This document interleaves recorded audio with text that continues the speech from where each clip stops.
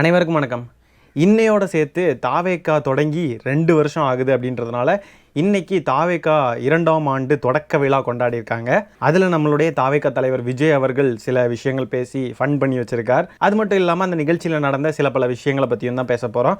So video skip பண்ணாமல் ஃபுல்லாக பாருங்கள். இப்போ வாங்க வீடியோக்குள்ளே போயிடலாம். ஃபர்ஸ்ட் ஆஃப் ஆல் விஜய் அவர்கள் பேசுகிறப்போ என்ன பேசியிருக்கார் அப்படின்னு பார்த்தீங்கன்னா, இங்கே எவ்வளோ பெரிய பிரச்சனை போயிட்டுருக்கு, மும்மொழி கொள்கை விஷயம் எவ்வளோ பெரிய பிரச்சனையாக போயிட்டுருக்கு, இங்கே என்னடான்னு பார்த்தா மாநில அரசும் பிஜேபியும் சேர்ந்துக்கிட்டு ஹேஷ்டேக் போட்டு விளையாடிட்டு இருக்காங்க.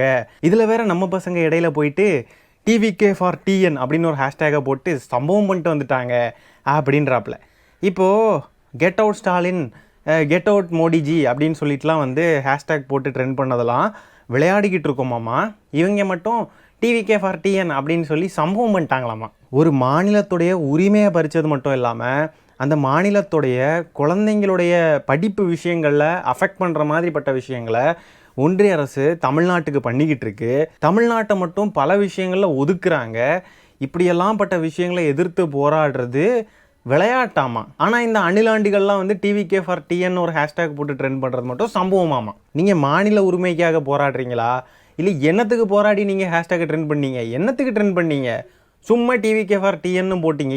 நீங்கள் என்ன செஞ்சீங்க? ஒரு அறிக்கையை தாண்டி, ஒரே ஒரு ட்வீட்டை தாண்டி நீங்கள் என்ன பண்ணீங்க? இதில் வேற அடுத்த 62 வாரங்கள் நான் தான் எதிர்கட்சி, விஜய் தான் எதிர்கட்சி தலைவர்னு லாட்ரி டிக்கெட்டு பேசியிருக்கு. இன்னும் தேர்தலே நிற்கலை, ஆனால் இவங்களே எதிர்கட்சின்னு சொல்லிக்கிறாங்க. அப்போ எடப்பாடி பழனிசாமி ஐயா ரைட் நோ, டேய் அப்போ நான் எதிர்கட்சி தலைவர் இல்லையா? என் கட்சி எதிர்கட்சி இல்லையா?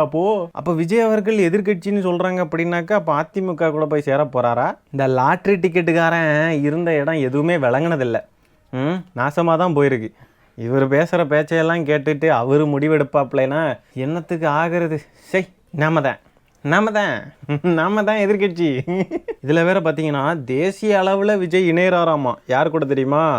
தாவேக்காவும் பிரசாந்த் கிஷோருடைய ஜன் சுராஜ் கட்சியும் தேசிய அளவில் கொள்கை ரீதியாக இணைந்து செயல்பட முடிவு பண்ணியிருக்காங்களாமா. தாவேக்காவுடைய தேர்தல் வியூக வகுப்பாளராக பிரசாந்த் கிஷோர் செயல்பட மாட்டார் அப்படின்னு தகவல் வந்திருக்கு. பிரசாந்த் கிஷோருடைய கட்சியே ஒரு அட்ரஸே இல்லாத கட்சி. அது கூட போய் சேர்ந்தா என்ன, சேரலைனா என்ன? எம்புட்டு பெரிய அரசியல் கட்சி, எம்புட்டு பெரிய தலைவர்கள், என்டிஏ இந்தியா கூட்டணிகளுக்கு மாற்றாக உருவாகி இருக்கிற புதியதோர் ஒரு கூட்டணி ஊழலை ஒழிக்க போகிறாங்களாம். யாரு கூட சேர்ந்து? பிரசாந்த் கிஷோர் கூட சேர்ந்துக்கிட்டு. ஐயோ, இவனை என்ன பண்ணலாம், என்ன செய்யலாம், எப்படி இவனை இது பண்ணலாம், க்ளோஸ் பண்ணலாம்.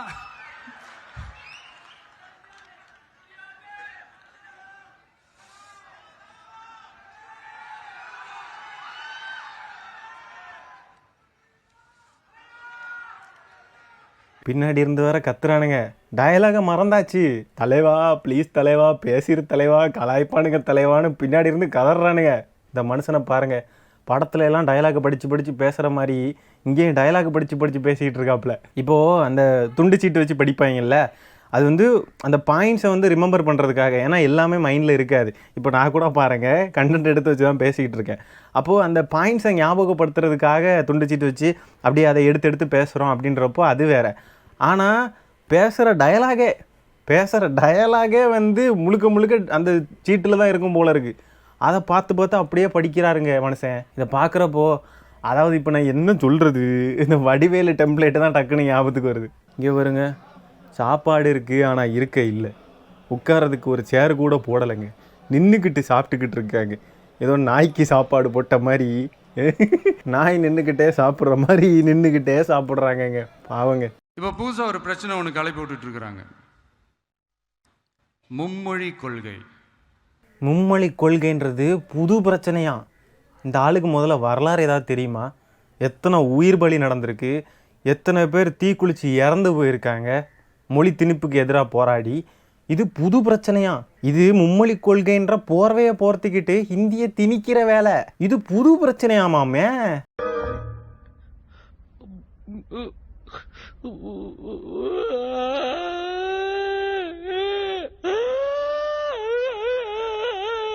இங்கே பாருங்கங்க, தலைவர் கூட தான் ஃபோட்டோ எடுக்க முடியலன்னு தலைவரோட சேர் பக்கத்தில் இருந்து இதுதான் எங்கள் தலைவர் உட்காந்து சேருன்னு சொல்லிட்டு ஃபோட்டோ எடுத்திருக்கானுங்க. இன்னும் ரசிக மனப்பான்மையிலேயே தான் சுற்றிக்கிட்டு இருக்கானுங்க. இவனுங்களெல்லாம் அரசியல்வாதின்னு சொல்கிறதுக்கா? உங்களையெல்லாம் ஆஸ்பத்திரியில் தேட மாட்டாங்களா? மெண்டல் ஆஸ்பத்திரியில் தேட மாட்டாங்களா உங்களையெல்லாம்? எப்படி தப்பிச்சு வந்தீங்க? இன்றைக்கி விஜய் அவர்கள் பேசுகிறப்போ ஒரு இடத்துல கூட ஹிந்தியை எதிர்த்து ஹிந்தின்ற வார்த்தையை கூட பதிவு பண்ணலாங்க.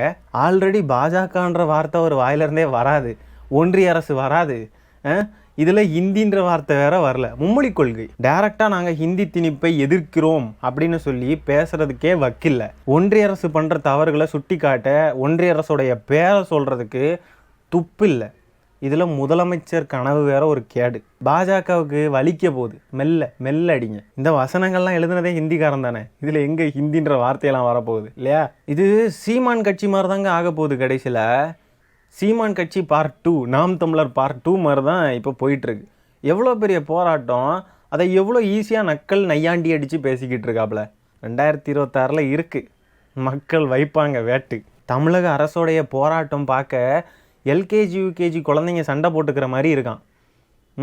எப்படி நக்கல் அடிச்சுக்கிட்டு இருக்காப்புலன்னு பாருங்கள். நம்மெல்லாம் டேக் போட்டு விளையாடிட்டு இருக்கோமாம் இல்லையா? இந்த அணில் குஞ்சு ஒரு பேஜ், ஏதோ ஒரு அணில் குஞ்சு பேஜ் போட்டிருக்கு பாருங்கள். நாட்டில் எவ்வளோ பிரச்சனை இருக்குது, டேக் போட்டு விளையாடிட்டு இருக்கானுங்க. பாசிசமும் தேவையில்லை, பாயசமும் தேவையில்லை, எங்கள் தமிழ்நாட்டுக்கு அப்படி இப்படின்னு போட்டிருக்கானுங்க. அப்படியே அடுத்தது பாருங்கள். 1000 repost challenge TVK for TN, no like only repost TVK for TN.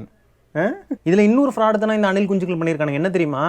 இந்த அவர் நடத்தினார் இல்லையா இந்த ஃபங்க்ஷன், இது நடத்தின இடத்துக்கான பாஸ் இருக்குல்ல, அந்த பாஸை ஃபேக் பண்ணியிருக்கானுங்க. இங்கே ஒரிஜினல் பாஸை அப்படியே கலர் சராக்ஸ் எடுத்து உள்ளே போயிருக்கானுங்க. இவனுங்க தான் ஊழலை ஒழிக்க போகிறானுங்க. கேட்டுக்கோங்க. பாஜக பண்ணுற தவறுகளையெல்லாம் நார்மலைஸ் பண்ணி விடுற மாதிரி, நீர்த்து போகிற மாதிரி விஜய் அவர்கள் பண்ணிக்கிட்டு இருக்காப்புல. ஏற்கனவே இந்த சைமன் செபாஸ்டியனும் இப்படி தான் பண்ணிக்கிட்டு இருந்தான். அது இப்போ எடுபடலைன்றப்போ விஜய் அவர்கள்கிட்ட இந்த அசைன்மெண்ட்டை கொடுத்துட்டாங்களோ என்னமோ தெரியல. பாஜகவுடைய ஃபாசிசத்தை மீண்டும் மீண்டும் நார்மலைஸ் பண்ணுற மாதிரியே அதை ஒரு நக்கல் நையாண்டி அடிக்கிற மாதிரி பேசிக்கிட்டு இருக்காரு. நம்ம பேசுனா ஃபாசிசம் பாயாசம்னு சொல்லலாம். அப்படி அந்த ஒரு மாதிரி அது ஒரு நக்கல் அடிக்கிற மாதிரி பேசிக்கிட்டு இருக்காப்புல. இது என்ன ஆகும்னா புதுவிதமான சாம்பீஸை உருவாக்குறதுக்கு வழிவகை வைக்கும். ஏற்கனவே சைமன் செபாஸ்டியன் கட்சியில் இருந்தாங்கல்ல நிறைய சாம்பீஸ், அதே மாதிரி இது ஒரு different species, different kind of zombies வந்து உருவாக்குவாங்க தாவேகா கட்சியில் இருந்து. கடைசியில் தாவேகா கட்சியே டிஃப்ரெண்ட் கைண்ட் ஆஃப் சாம்பி கட்சியாக மாறிடும் கடைசியில், சைமன் செபாஸ்டியன் நாம் தமிழர் கட்சி மாதிரி. சரி மக்களே, இந்த காணொலியை நான் இதோட என் பண்ணிக்கிறேன். இந்த வீடியோவில் நம்ம பேசியிருக்கிற விஷயங்களை பற்றி உங்களுடைய கருத்துக்கள் என்னன்றதை கமெண்ட்டில் பதிவு பண்ணுங்கள். வீடியோ பிடிச்சிருந்தா ஒரு லைக்கை தட்டி விட்டு 4 பேருக்கு ஷேர் பண்ணுங்கள். முக்கியமாக நம்ம சேனலை சப்ஸ்கிரைப் பண்ணி வச்சுக்கோங்க. மீண்டும் இன்னொரு காணொலியில் சீக்கிரமாக உங்களை சந்திக்கிறேன். வரைக்கும் டாடா பை, டேக் கேர். இவனை என்ன பண்ணலாம், என்ன செய்யலாம், எப்படி இவனை இது பண்ணலாம், க்ளோஸ் பண்ணலாம்.